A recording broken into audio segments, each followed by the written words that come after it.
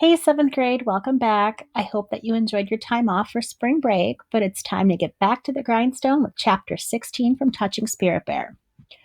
What we've done for you is we've taken your packet and turned it into an electronic form. So for each new chunk of chapters that has an assignment attached to it, you'll be getting this sent to you in Google Classroom, which it was today.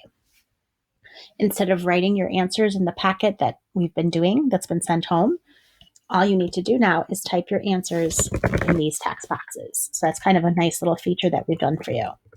Another thing that we've done is we've added an audio format where if you just hover your cursor above the microphone, you will see a recording and it's going to read to you the text that's there. So just in case you're having a hard time reading it for yourself and understanding it, if you want to hear an adult voice, you can just hover over the microphone and then click on you can play it. So let's take a look at what we're going to be expected to do for chapter 16 and 17.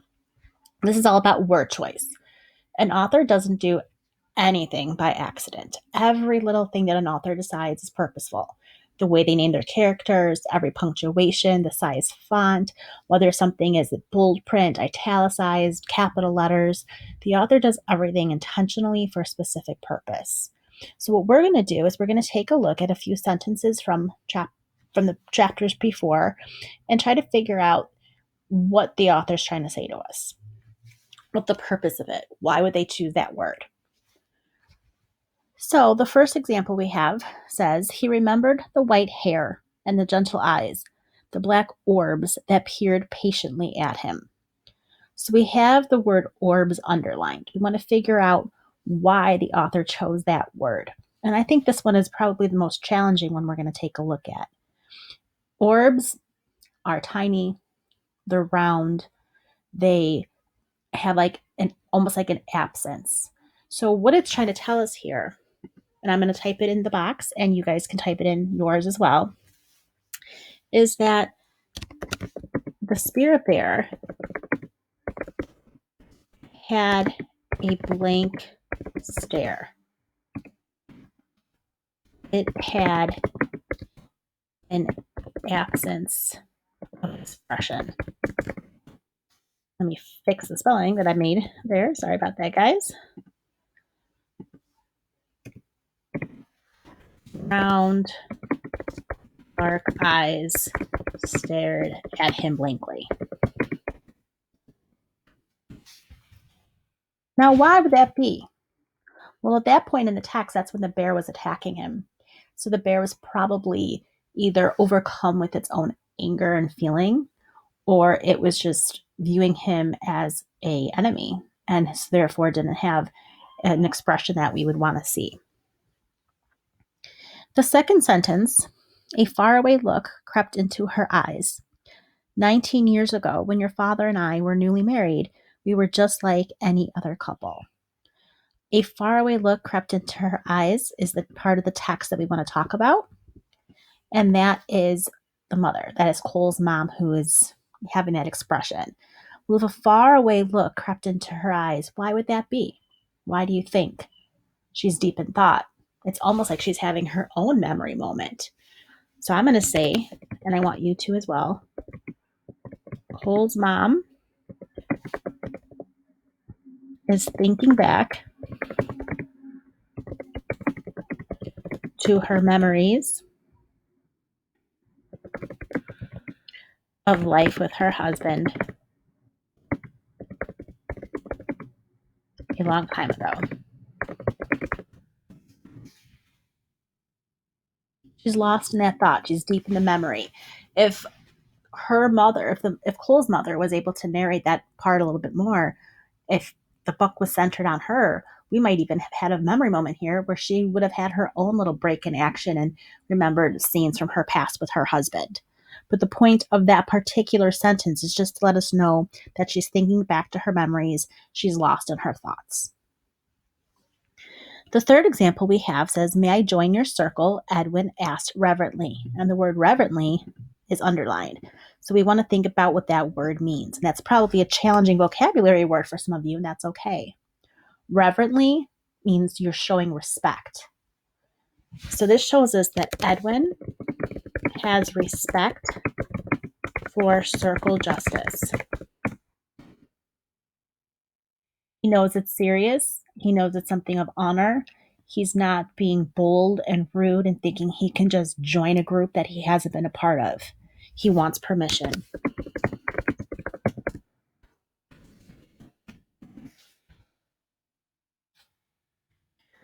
Fourth example that we have says, I know Cole has changed some. His mother began, her voice surprisingly strong. Her voice surprisingly strong. What does that tell us? Well, I know, and I hope you remember, that Cole's mom has always been scared and weak and maybe a little meek in the past. So here we're seeing that Cole's mother finally has courage. Let me correct the word mother for you guys. Sorry about that. And strength. She is not scared like she used to be. Bonus question, is she dynamic or static? Ding, ding, ding. If you said dynamic, you are correct. The fifth example says, when Peter's lawyer received the feather, she held it indifferently beside her as if it no longer held meaning. Okay, that whole chunk. What is the author trying to show us there? Well, she's holding it away from her. It doesn't have meaning for her. She's not holding it in a respectful way. So that tells me that Peter's lawyer does not respect circle justice or believe it will work. She is unhappy.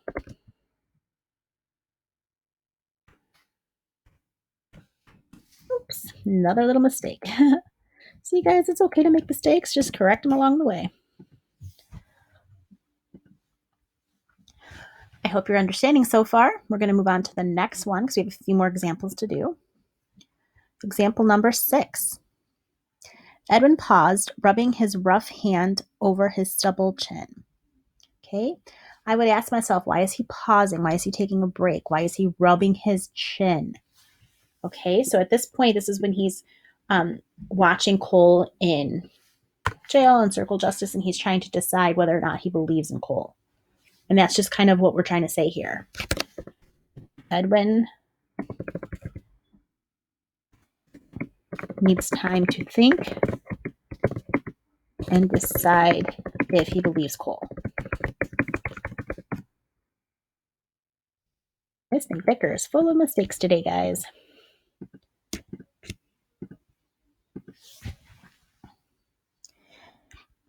Our next example, he still claims he saw a white bear. Claims is the word that's underlined. Well, if I'm saying it like that, he still claims he saw a white bear, it's letting us know that they don't believe Cole saw it.